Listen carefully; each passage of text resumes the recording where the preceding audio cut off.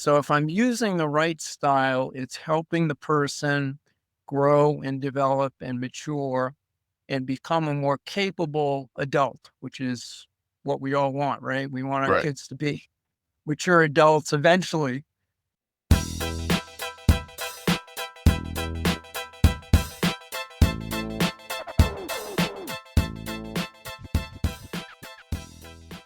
Hey guys, and welcome to the SkilledDad Podcast. My name is Zach Reeser. I'm your host. And if this is your first time joining us, I want to say welcome. And if you're part of the SkilledDad Society, back for another episode, welcome back. This is our podcast. And when we get to continue these conversations, it's really neat because every week, whether it's through emails or through some of the platforms that I've connected with to connect me with other great people, I get to be introduced to some really insightful and fun individuals. And, I do have a process that I go through and when I meet new people and a lot of people bring some things to the table, and then I'll have a pre-call with each individual before I get on here just to make sure, hey, is this a fit for us? Is this a fit for us as an audience? And ultimately, will we have some fun and also gain some value? And so I had a call with this gentleman that we're about to speak with about a week ago, and 15-minute call. I'm giving you guys behind the scenes peek here. 15-minute call. Sometimes it's really hard to maintain that 15 minutes, and you wish you would have just hit the record button and it could have been an episode, because that's a great conversation and you learn a lot of things and you step away. And then you have to kind of like repeat that in an actual official environment. Well, here we are in that environment, and I'm excited to kind of continue that conversation that I had with somebody that has a lot of leadership skills that they developed through experience in various high level roles within organizations. They've taught around the concept of leadership, change management, organizational management, a lot of those things that a lot of you are doing. So whether you're at the beginning of your career and looking to grow to a leadership management position, maybe you've been in the middle management zone, or maybe you're up in that C-suite, there's always things that we can learn, because as culture continues to change and adapt, people are always the thing. And there's one quote that I love, and that's, things are meant to be managed and people are meant to be led. And so I'm excited to talk to Mr. Paul Thornton today, who's joining me on the SkilledDad Podcast to give us some of his insight, what he's learned, what he spoke on, what he's taught, and what he's written about in his over 25 books that he's authored. So Paul, I want to say welcome to the SkilledDad Podcast. Thanks for joining me today.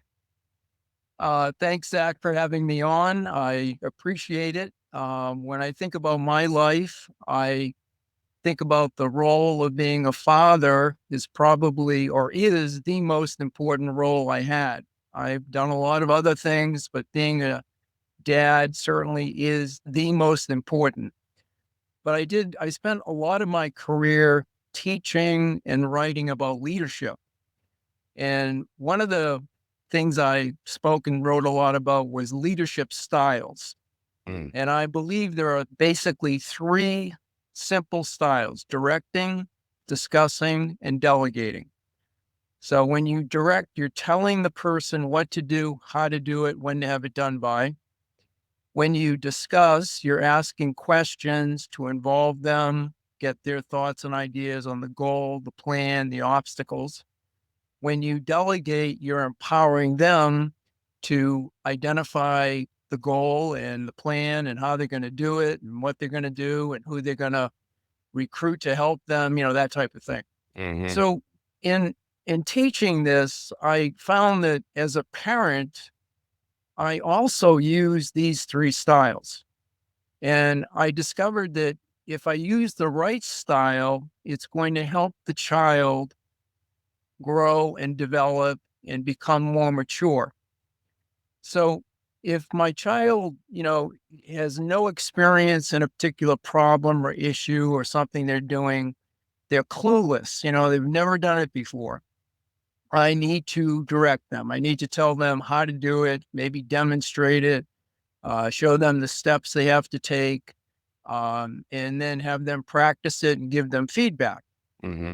If they have some maturity and some experience and, they've been around a little bit, I can maybe use a discussing style. I can ask them questions. What do you think the problem is? Why? When did it happen? What do you think the solution is? Have a discussion.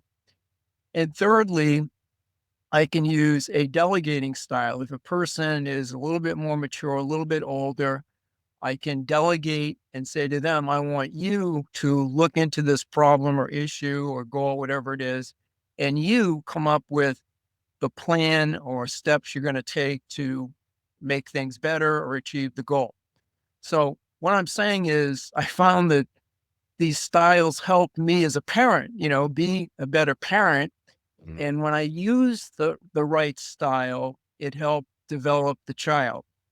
So when I use directing, the child learned to pay attention, to listen, to follow directions, to meet the deadline. Mm-hmm. When I use discussion, my child also learned to listen, but also to think because they had to answer my questions, right? They also learned to collaborate because I'd throw out some ideas, so they had to build on my ideas. They also learn, some discussion or some amount of discussion is good, but at some point you got to make a decision. Mm-hmm. We've all been in those meetings that go on and on and on. At some point, you got to make a decision. And finally, when I delegate, the person is really learning to take the task or problem themselves and think about what they need to do, when they're going to do it, how they're going to do it, that type of thing. So if I'm using the right style, it's helping the person grow and develop and mature and become a more capable adult, which is what we all want, right? We want our kids to be mature adults eventually. That's what I found, and that's what I tried to do, and it worked. So the 3Ds, it's easy to remember. I think you and I talked about this a little bit. Yep. When we had our pre-chat, there was a leadership course that I did with an organization I was with for a number of years, and they did a awesome job for leadership, training and management, as far as any new leaders that were in a managing capacity of any type would go through several different courses, and each course was like a week long. And so we'd go off-site, we'd go through, the content, which this is like PowerPoint slides at the time, right? We're talking a few years ago. Yeah. But you go through the content, and one of the things that really stuck with me, and I think this would be an interesting place to land on for a second, is the styles of leadership, very similar to this, called a little bit differently. So I want to put them in the context of kind of the business side for a second, and then let's bring it back to the parenting side. But there was the kind of the diplomatic, democratic way of leading. And so an example of that is you go to your team, and a real life application would be, let's say that there's a party that's going to be planned for something. As the leader, the outcome is that you want to have a party. Maybe there's some parameters, but really all the other details, you're like, I'm going to hand it over. You've got, it's delegation. It sounds like delegation. It's like, you guys come up with the goal, the strategy, and let me know what you've come up with. You've got full authority. I've delegated this to you. Then there's the consultative side, which is, it seems to me very similar to the discuss. But one thing that stuck in my mind through this is, as the leader, the team may not have the ability to make the decision, because someone's got to make that decision. And if you're going to a number of people on your team asking for their feedback, say, hey, I want to consult with you. Like, what are you seeing in the field? What's your day look like? What are ways that you make things better? I want to know. Ultimately, a decision is going to be made. It may or may not align with what you want, but I want to hear what you have to say, and I want to get your feedback. And then there's the cell methodology, which is, at least for some of you in that corporate world, or really probably any business world, sometimes there's decisions that are made. There was no consulting or not much consulting, or something's changing. And now you're going to go and you're going to sell it to your team. You're going to sell it why this is a good idea. And then the final one is the tell, which in this case, maybe it would be directing or similar to it, in that, hey, this is going to happen, whether we like it or not, and this is what we need to do. Right. Where we tried to land, and I've adapted this. I think when we talk more in depth here, I think it's good to delineate like where it's good and what applications, real life examples that each of these 3Ds would apply well. But with the tell side, I tried to use that the least, and tried to use, because I was at the time working with mature adults, consulting with them, and staying in that zone, because I want my team to be part of the conversation, to feel heard, to feel like they are part of the decisions that are made, or at least have a say. Now it's maybe a little easier in the business world, but as we go into the parenting world, when you're looking at the directing, discuss, and delegate, I love to break those down a little bit, and maybe even starting with directing. And so if we're telling them, or directing them, what are some things that you've run into? And by the way, you're a dad of 2 and a grandpa of 5. So like you get to apply these things. It's not theory. This is practice. In the directing realm as a dad, what are some of the examples that you would see that apply to a situation that would call for directing in our parenting style? I'll give you an example. My 12-year-old grandson, this summer, I was trying to teach him how to dock my boat at the gas pier. Now, he's 12 years old. He had never done it. He was clueless, had no idea what to do. So I had to tell him precisely what to do, what angle to come in at, what speed, when to put the boat in neutral, when to put it in reverse, all that type of thing. Think about the wind. So I did that. I told him what he had to do step by step, and explained it in precise detail. So one of the things you need to do with directing is you need to provide the appropriate details the person needs to carry out the task. So he tried to dock the boat, and as he was docking it, I was giving him some immediate feedback and coaching, and he did a pretty good job. So then after that, we talked, and I said, what did you think you did well? What could you improve on? What would you do differently next time? So the next day we did the same thing. We had him try to dock it. And again, I gave him a little bit of direction this time. And, we did that over several days, and he eventually was getting it down. So 2 weeks later, basically he had, developed the skill, knew what he was doing, could handle it. I said to him, okay, here are the keys to the boat. You on your own, go over, gas it up, and come back and take me for a ride. So that was an example of directing, because he was clueless, giving him the step-by-step things he had to do, providing the precise detail, giving him immediate feedback as he was doing it, coaching him while he was doing it.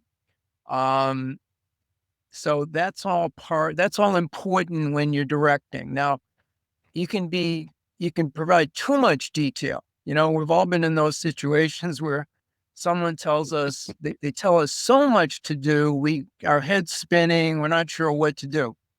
One of my other grandsons this summer was trying to learn how to water ski. So he's got 2 older brothers, and the 2 older brothers were giving him a lot of direction on what to do. And he said to me, the young one, I wasn't there, I didn't see it, but he said to me, I got so frustrated. My brothers told me like 12 things to remember, and I didn't know what to do, and I got confused, and, blah, blah, blah. So it didn't work out. He never got up on the skis.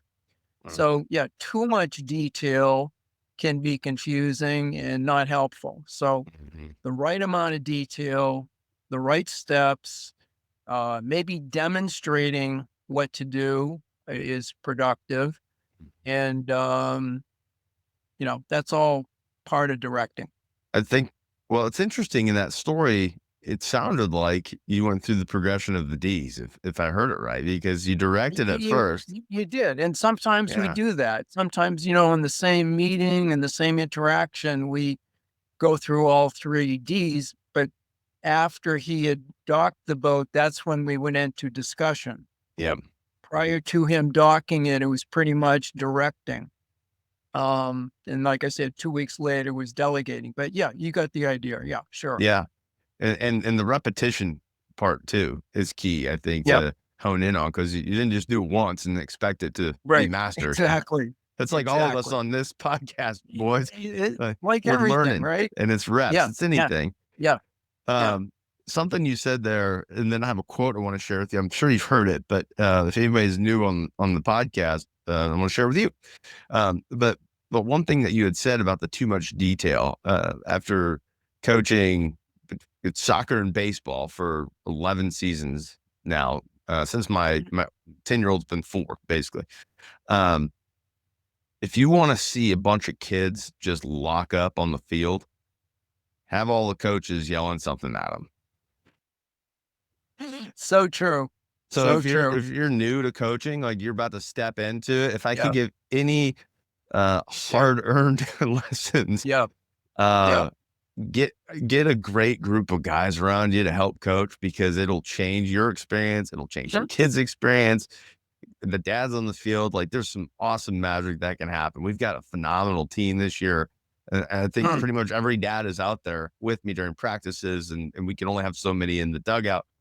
The one thing we've learned is, so I'm the head coach. We'll talk to each other, but when we're in the middle of something, like if it's different drill groups, you've got a coach that's leading each of those, and they're the guy. So if there's feedback, it's coming from that guy. If we're doing a big group activity, I'm the guy that's gonna stop and then provide feedback. The reason we do that is because if we have multiple people shouting different things, it's just too much for those kids. And they lock up, and everything we're trying to learn is just gone. And that can result in frustration. And I get it too. A bunch of people yelling at you, sometimes different things. It's no bueno. But what I really like about your example, it goes along with one of my favorite quotes, Ben Franklin: "Tell me and I'll forget. Teach me and I'll remember. Involve me and I'll learn." And so I'll use a coaching example again. There's probably something in the thick of it, and I love it. If somebody's learning something for the first time, whenever I can, I want to walk them through the expectation, or walk them through what we're trying to solve, if it's more of the directing methodology, because they don't have the ability or the knowledge to be delegated to. It's like, here, go do this. I've never done it before. Okay, well, let's start them out. But we'll tell them, we'll walk them through it, and then we're going to show them. We're going to show them exactly what that looks like. Even if it's a bunch of 40-year-old dudes sliding into home plate, it's pretty funny to watch if you haven't stretched in a few years, but we're still showing them. And then it's on them. That's a great story. And I love that. Now I want to go hang out with you, because everything you do is on a boat, and it sounds fun. I'm ready to go. Yeah. So we've another example. Yeah. Another example, Zach, that I think is important. Let's say your son or daughter, age 15, comes home and says they're having a problem at school with their peer group, and they're not getting along with one of their friends, that's something like that. As a parent, I found myself asking a lot of questions to discuss what is the problem, and getting my daughter's feedback on that. So once the problem was defined, now I had the choice of, I can tell her or direct her what to do, or we can have a discussion on and get her thoughts on what should be done, or I can delegate to her and say, I want you to go off and think about the situation and let's get together later tonight or tomorrow. And I want to hear what you come up with, you know? So sometimes we use one style in defining the problem and then a different style in coming up with the solution. So I think that's an important dynamic that parents need to factor in. But as I say, if you use the right style, it's providing the child with what they need to help them achieve the goal and grow and develop. I think that's critical. Yeah. You're forcing them to think through it. Right. You're helping them think and grow and mature and become more independent. Yeah. I went to college with a kid whose parent, unfortunately, had used a directing style his whole life. In this case, it was the mother. The mother was a single mother, but the mother had made every decision for this kid. This kid never had to decide anything. She did everything for him. So this young man gets off to college, 1,000 miles away from home, and he's on his own. And he really never learned to think through problems or analyze situations or evaluate options, and struggled to manage himself day to day, you know? And of course, he partied all the time and didn't go to class and, did all these crazy things because he had no discipline, because his mother was providing all the discipline and structure and the direction, and eventually flunked out and went home. I don't know what happened after that, but he was short-lived in college. Might still be being directed somewhere out there. Yeah. Not the thing that I think most of us that are on here are wanting to do. And I've got a question, because we've applied these to, and I think they're phenomenal. We've applied them to a few examples in the parenting world. And so I think the key that I'm walking away with is these are tools. Each of the D is a tool, and the application of how we apply it, when we apply it, is the part we want to understand and learn, so that when a scenario comes up, we know which one to deploy. And maybe what combination of them to deploy. Mm-hmm. But if we're solving a problem, how do we define the problem? And I actually want to. So there's a book called EntreLeadership, which is a great book. If you haven't read it, go read it. For those listening, but there's a story in there about a manager, and a lot of people would come in and they'd bring their problems, and the metaphor was that they had a monkey on their shoulder. Yeah. So you come in and you've got a monkey on your shoulder, which is the problem. They come and they set it on your desk and they're like, hey, solve this for me. And then they walk away and they leave the monkey with you. Yeah. So I'm bringing my problems to you. You start flipping that around and say, hey, no, you're going to take that monkey back with you, and figure out the thing that you'd want to do, of how you'd want to solve this problem, and then come back and I'll help you of how to execute that. Parenting example of that monkey was my daughter. We're in that spelling phase and reading and all that. And she learned a little secret. And I came in before dinner one night, and I heard what she was doing. She's a smart cookie. But she had learned to kind of work the system a little bit, where she'd say, how do you spell blah, blah, blah word? And she was getting, I won't say by whom, because I don't want to be in trouble, but she was getting help immediately with that word. And I was like, no. We're going to stop this right now. So here's what I want going forward. If you have a word that you don't know how to spell, because she can spell half these things, she just had to use her brain. If you want to know how to spell something, I want to say, hey, I have a question. I believe that you spell this word in this way, and then spell it out. If you're right, high five, you nailed it. If you're off, we're going to let you know you're off, and then we'll help you work through it. But first, I want you to come thinking through what you think that word is, or how that word is spelled. And I directly kind of thought about the monkey aspect from the business world. So here's a Yep. question for you. You've led in leadership. You've wrote on leadership. We're on a dad podcast. The dirty secret is we come to the table as dad. We live in the world, as men, as leaders at different capacities, whether we're coaching teams, we're leading teams at work, we're volunteering in different places, wherever it is, there we are, as they say. So what have you seen as far as the leadership concepts that you've taught on? The 3Ds is one of them. But when we wear a leadership hat at work or wherever it is, that's not at home in our castle, and then we do come home, where are some of the differences and maybe some of the similarities that you would call out just, offhand? Well, I think leaders, first of all, need to lead themselves. So I think a big part of that is being clear on your core beliefs and values. And I think it takes time to, get clear on those. It requires reflection, requires feedback, requires trial and error learning, but getting clear on, what do I really stand for? What do I believe? What do I value? And then acting in alignment with that day to day, week to week.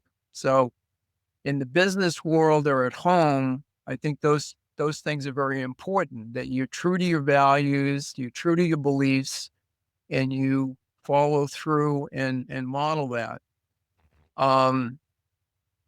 In a home situation, you're the leader in a sense that, you're the parent and you're helping develop and raise your kids. You can't, fire one of your kids like you can in the business world if the person doesn't perform. Hopefully, through coaching and feedback and all that, you develop them and they succeed. So that's one difference, in our families, we love and cherish our kids, and we have them for life, basically.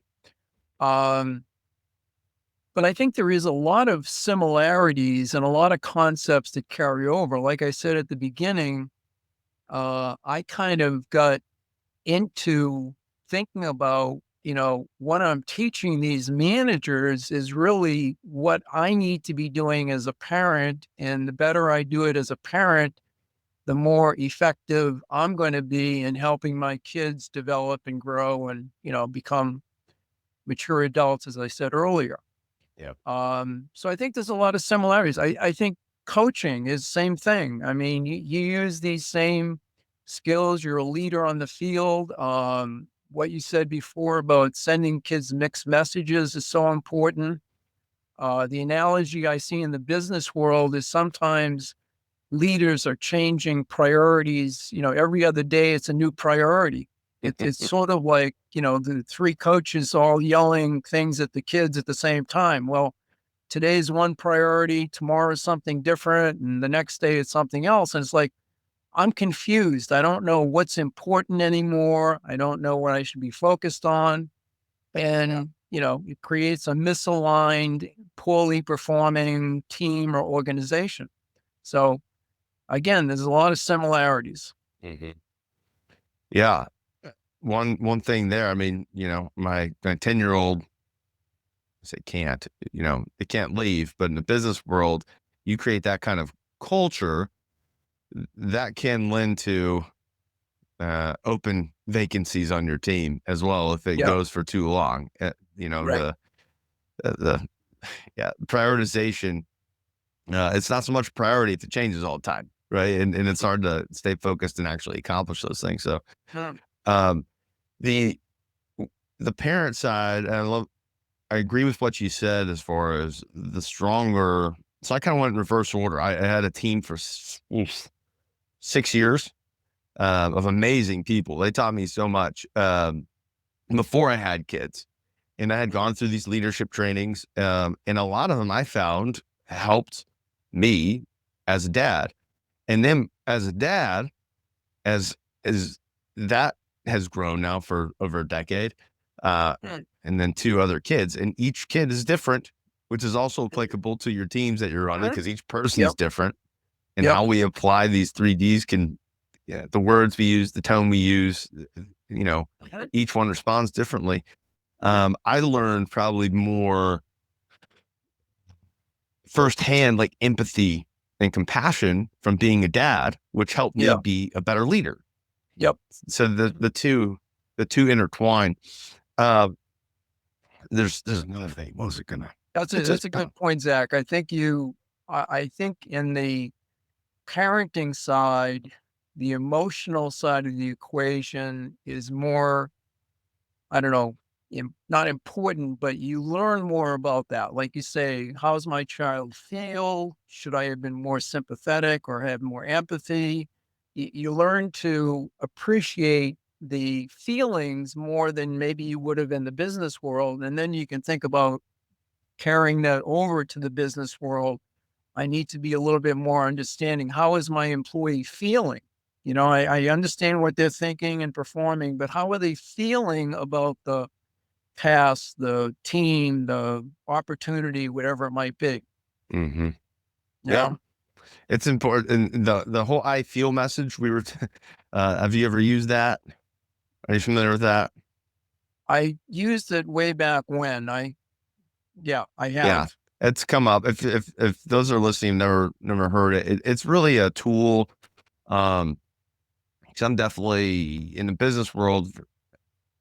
Feelings are important to understand, and especially like with people and motivations.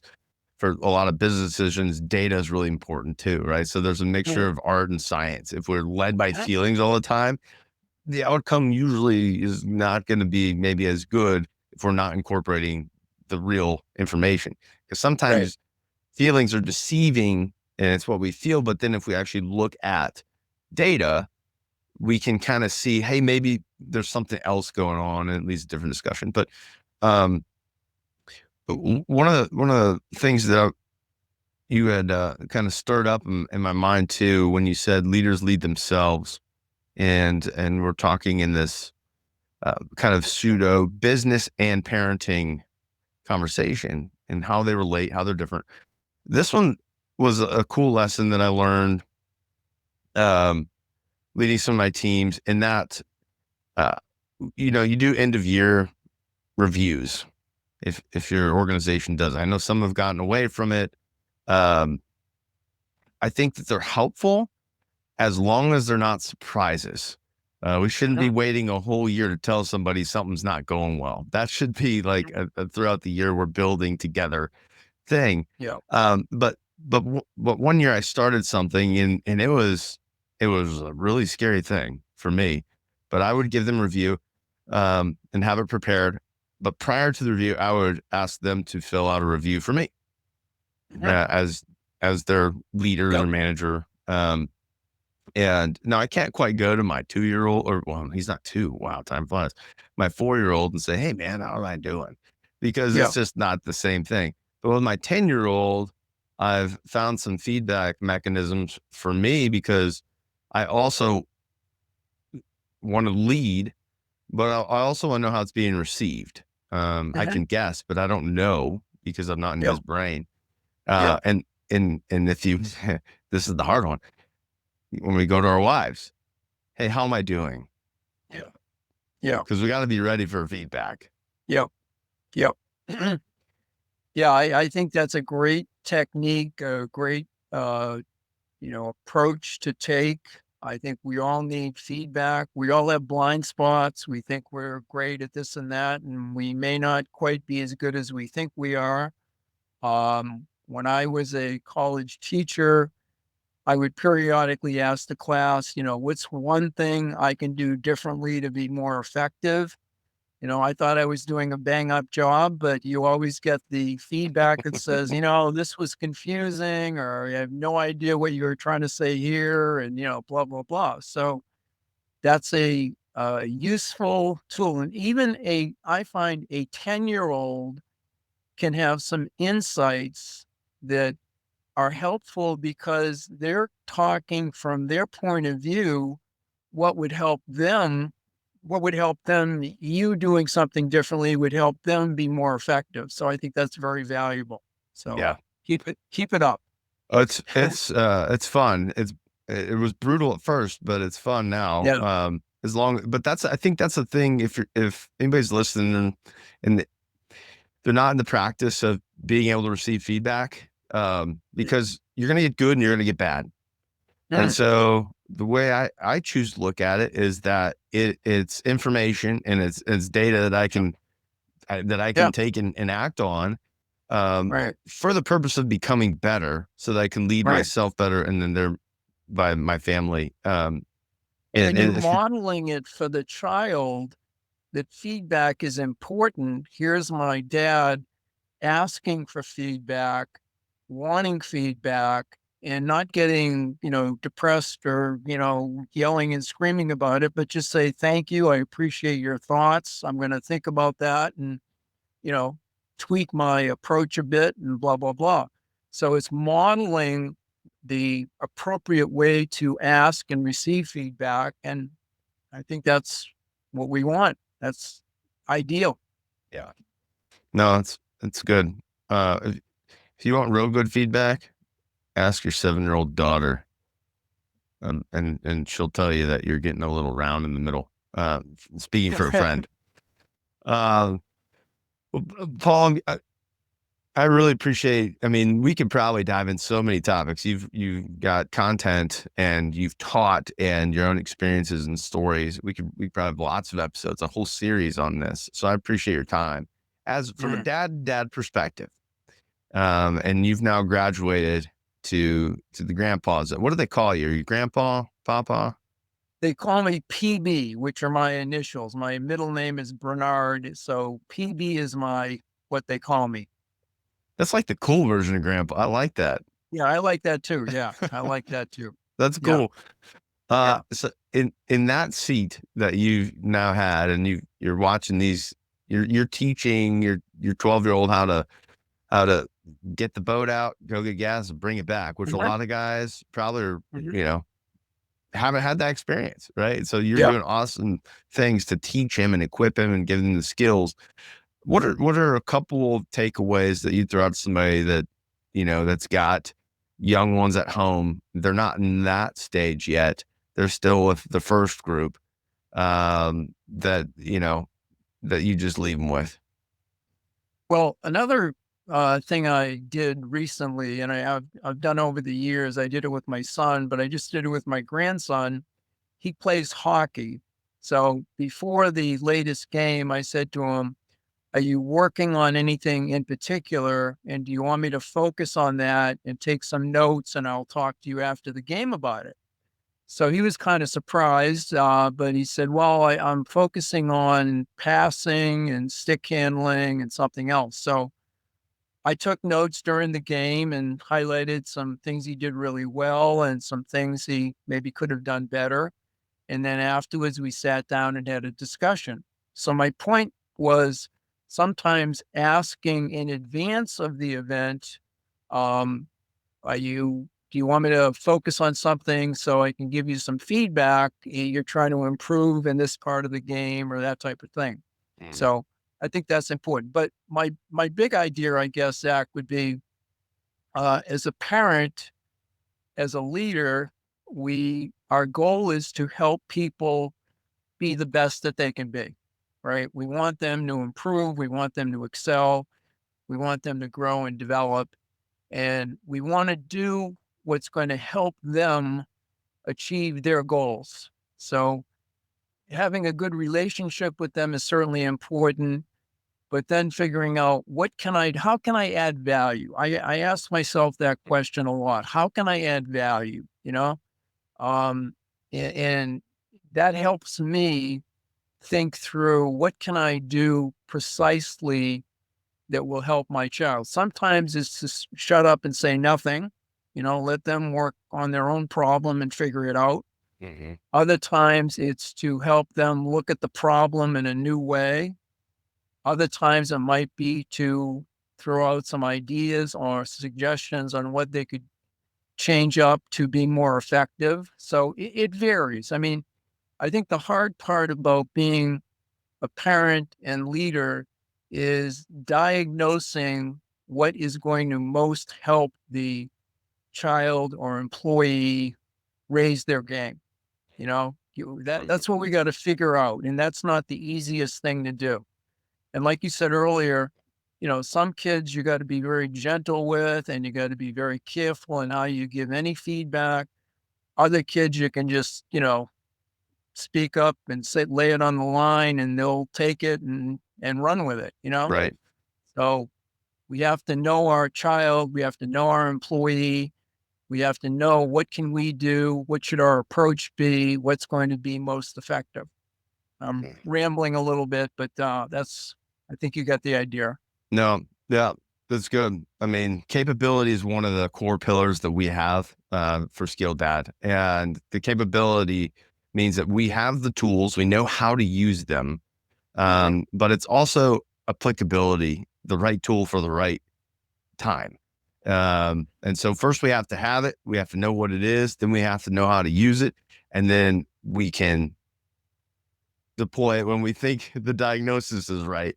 So no, I think it makes perfect sense, and it's great advice. So, well, Paul, I just really appreciate what you've done in helping build other leaders over the years that you've done, your books and your teaching, and continuing that on this podcast and sharing it with myself and those that are listening. And there's some great takeaways here that I have to go and kind of reflect on and give myself an evaluation and see how we're doing. It's a good reminder. Yeah. Thanks for being on. Well, thank you for having me on. And I might just add that my one book, that if you want more info on this leadership styles, I do have a book on Amazon called that, Leadership Styles, and it goes into the 3 Ds in more detail. All of my books are very inexpensive. I try to hit one big idea in them. They're about 80 pages long. They're easy to read, but hopefully they will help you be a more effective leader, parent, dad, etc. Love that. And I'll include a link to that book as well in the show notes, so you guys can go check it out. Love quick reads that are focused on the single topic ideas, because then we can digest it and we can understand it, then we can go apply it, and then we can move to the next one. So, Yeah. All right, Leadership Styles, the link will be included. Go check that out, guys. It'd be a good one. And add it to your arsenal. Awesome. Thank you, Paul. Appreciate it, sir. Thanks, Zach. Well, guys, if you made this far, I know that you've taken something away because you've listened for the whole time. And I love that. Whenever I have these kind of conversations, as many of you know, I love the business world. It's just leading teams and working with good people that are excited and driven to go achieve a goal together. It's fun. And what you can build through businesses isn't just about money. It's about the problem that you're solving for other people out there. If you can solve someone else's problem, you're going to find success if you can do it well. What Paul said at the beginning, that being a dad was kind of the best role that he had. I'm right there with him. That's why I do this podcast. I love it. And when I talk to other dads one-on-one, there's that similar sentiment. Like, this is a role that we've been promoted to. Sometimes, like it or not, you've been promoted, whatever your circumstance. And it's not a role that we get out of. It's not one you can leave.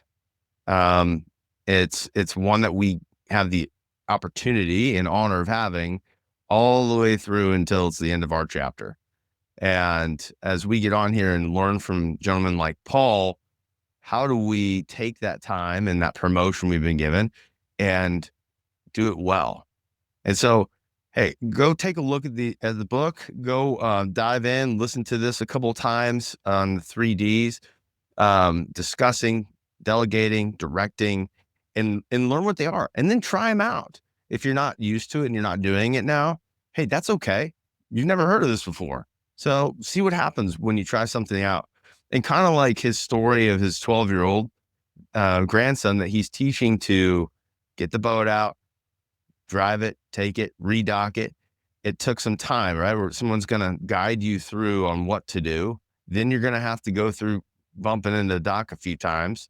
And then eventually you're going to get it to where you can go get the gas and come back. And that's repetition. There's going to be some trial and error. Some use the word failure. It's learning. There's learning in those things. And like feedback, that we talked about that briefly. If that's new to you, it can feel uncomfortable because you're not used to it. But if you can unlock that and then learn to take the feedback and understand it as being constructive and a thing that's going to give you insight into maybe things that you're not seeing from other people's perspective or things you're doing you don't know, that can really help you hone your game, whether it's being a coach, a dad, a leader, wherever your feet are, it's going to help you be better. And that's what we're about here in the Skilled Dad podcast. If you heard something that made you think of someone else, please share it with them. That's a great way to start a conversation. If you want to follow us on the socials, learn some more, you can go to @SkilledDad on any of the platforms or YouTubefordads.com. If you're listening to this, you want to watch it. At the end of the day, I hope that you took something away that you can apply to your life and your journey to becoming the Skilled Dad.